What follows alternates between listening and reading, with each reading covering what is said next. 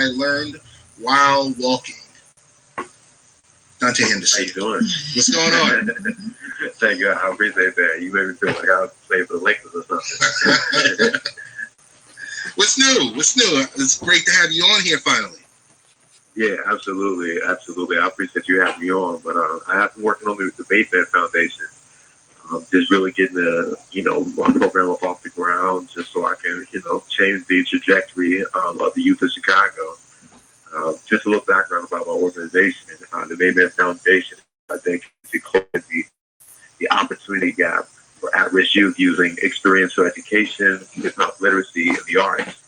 It's an after-school program right now where we teach kids how to look at rap as more of a tool to kind of inform critical thinking, to inspire creativity, academic skills, communication skills, and just really unpacking the lyrics just to show that it could be more of a vehicle to transform belief systems.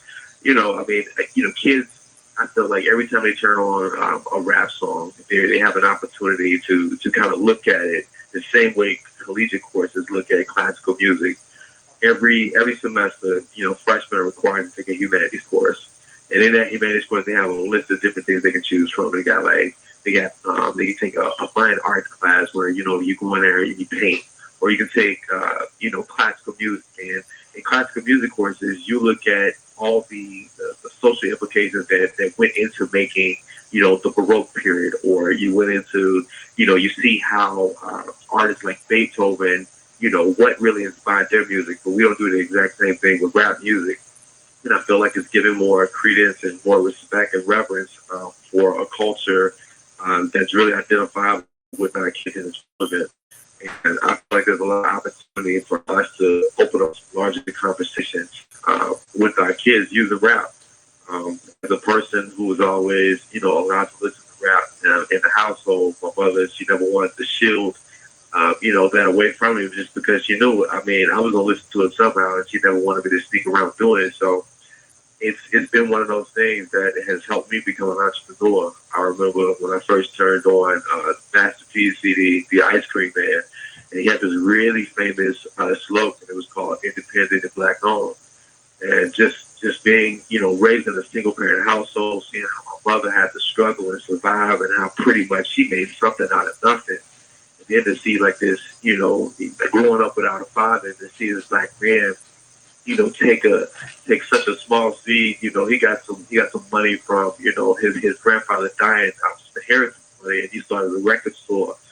And it always let me know what was possible for my future. And while I never went to go rap, I was always a person that admired the hustle and the grit of rappers, because you're taking some of the bleakest moments of your life. You're taking your story, you're taking your pain, you're taking your triumph, you're putting it on the track, and sometimes you're not doing it with like the best equipment. It's really inspirational, and I'm taking kids that sometimes have no hope. They don't have people really pouring into them. They don't have positive role models, and I'm taking an art form that is the epitome of coming from something to nothing and using it as a tool to kind of elevate their lives.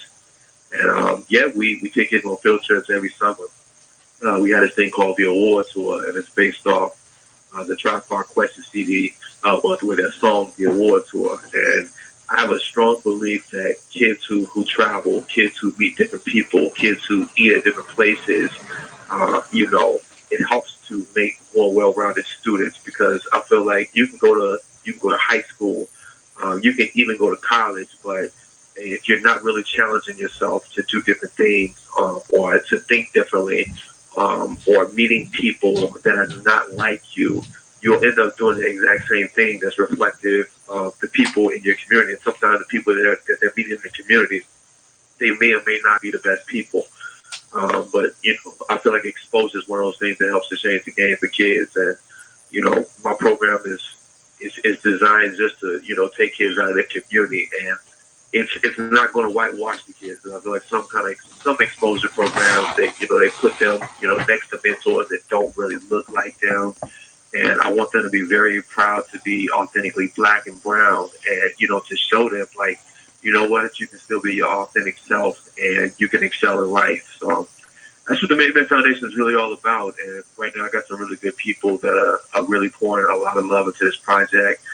Working with the University of Chicago, and just right now, just looking to test out the idea and see where life takes us. It sounds like an amazing program because even last night I was talking to my sons and I was telling them a lot of times it's just your exposure to different things that you have to learn what's out there and what you can see as possibilities for you because you can't just live in your own community. And I remember when I was in high school and we were going to our senior prom, yes, we live on Long Island, but some of my classmates had never ventured into the city. And prom night was their first time that they actually went into New York City. And that was something that I took for granted because, we went to see the Statue of Liberty, we saw Empire State Building, we would go to plays. But at the same time, it's something that my classmates that I had gone to school for, some of them up to like 13 years, they had never been exposed to it. So I'm glad that you're giving them an opportunity. And rap to me is just a form of poetry. And all they've done is just put it to words, put the words to music. And it's the music, which is the way that they feel that fits best for them to express how they feel. But what ages are the kids that you work with? High school kids. Oh, all right. High school. I really like when I first thought about this idea. It was this summer. I was out to eat in this place called Gold Coast, Chicago, and I was just grabbing some food, and I randomly was just checking my credit card account, and I noticed damn, I got like a lot of extra money on they gave me an advance out of nowhere.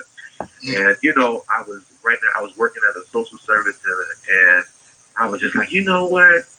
It's about time for me to stop building everybody else's dream and go start my own thing. So went on LegalZoom, got official with the paperwork, found a lawyer to get the 501c3 paperwork going, and I just thought about all the experiences that my mother really provided me as a kid. My mother raised me by herself.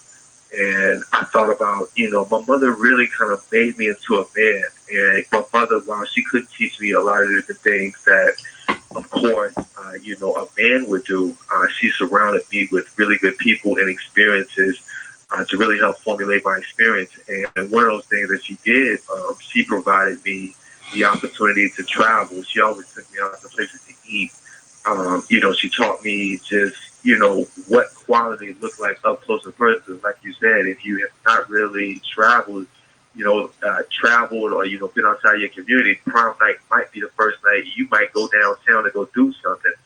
And when I was working at the Harlem Children's Zone in New York, I noticed it was kids that had not been outside their borough. Mm-hmm. And I thought that was crazy just because I'm like, New York City is one of those places that the train literally goes everywhere. And, in other cities, the train, it only stops, at a certain point. But I'm like, New York, for sure. Queens kids have been to Brooklyn. Brooklyn kids have been to the Bronx. And then I really started tapping into the story of kids. And I'm like, you have not been outside. And I feel like on one level, it was a sense of fear of venturing outside, something that was the normal for them. And if you apply it to their regular lives, you're not going to try to better yourself in different ways. You're not going to approach a harder text inside of school. It could be you might not walk up to a certain person just because you feel like they might not talk to you or they might not like you. So it's about destroying their belief system that tells them that they can't, and surrounding them with people and experiences that are going to reinforce that they can.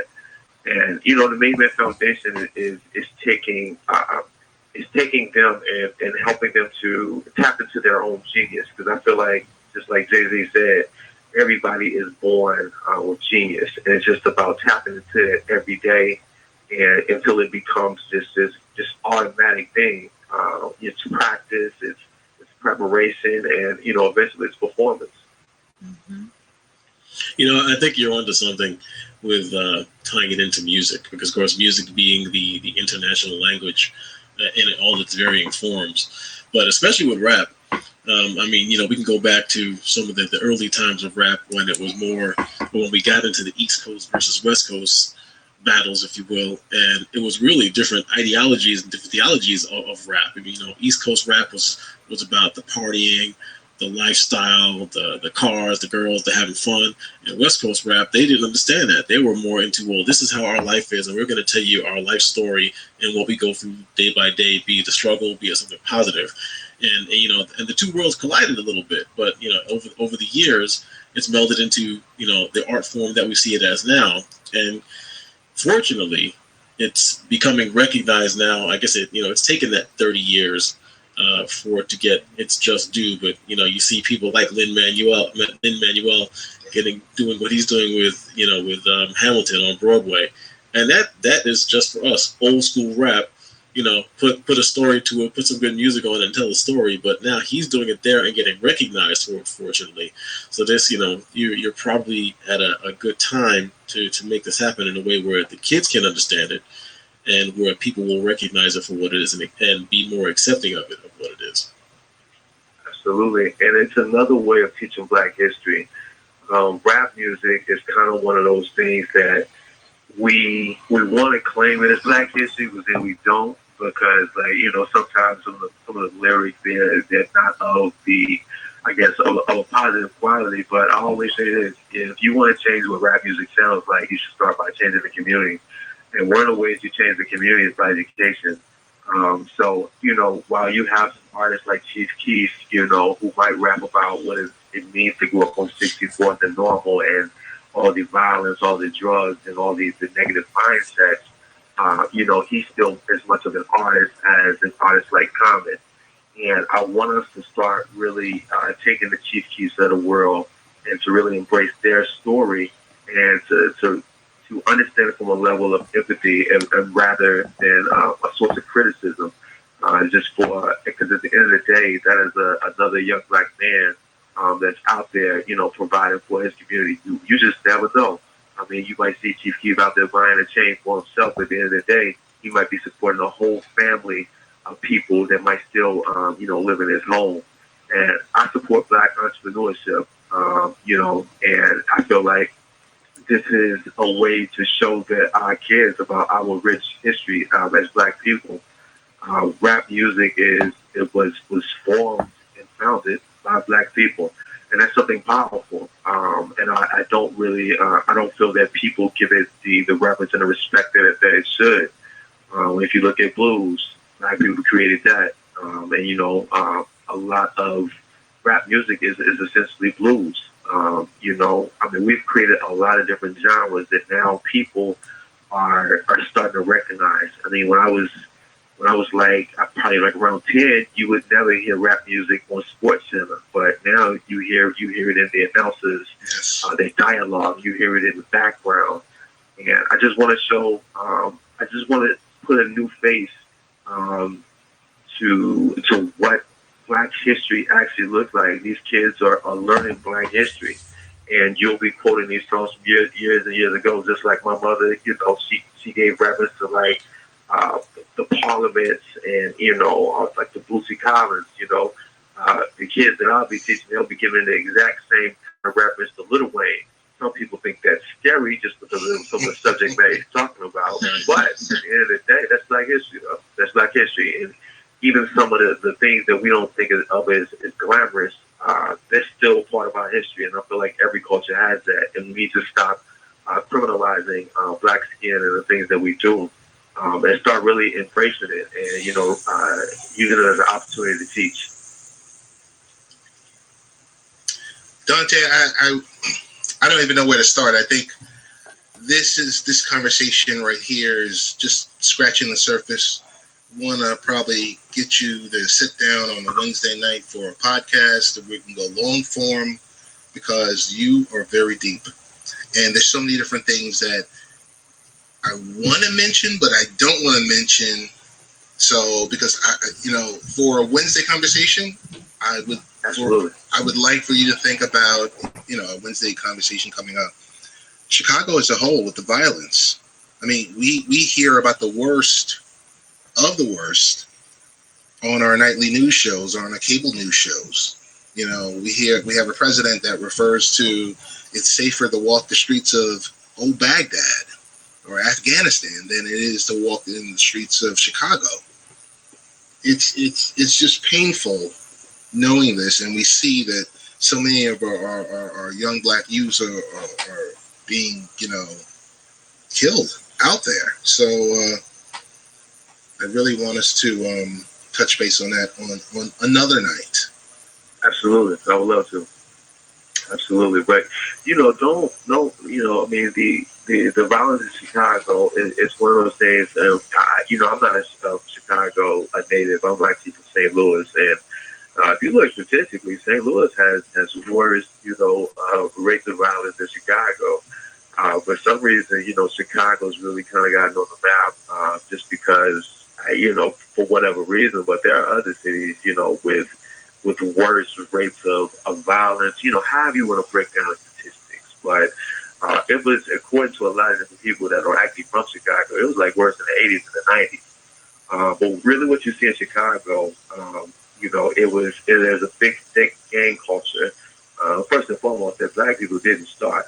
This is the home of Al Capone. So Chicago's a really gangster city. And the elements of that are still very evident in a lot of the different policies. I mean, Chicago charge you for everything. Like, when I moved here, I'm just like, yo, you charging me to drink bottled water? I mean, we get charged for, like, plastic. I just feel like, yo, this is a gangster mentality. It's just like, I feel like every time I come out the house in Chicago, you, like, tapping me up in my pockets. Like, I'm the school nerd or something like that. So the element of gangsterism is pretty thick here. And what happened is, a lot of the gangs that were formed by African Americans, the leaders are now locked up.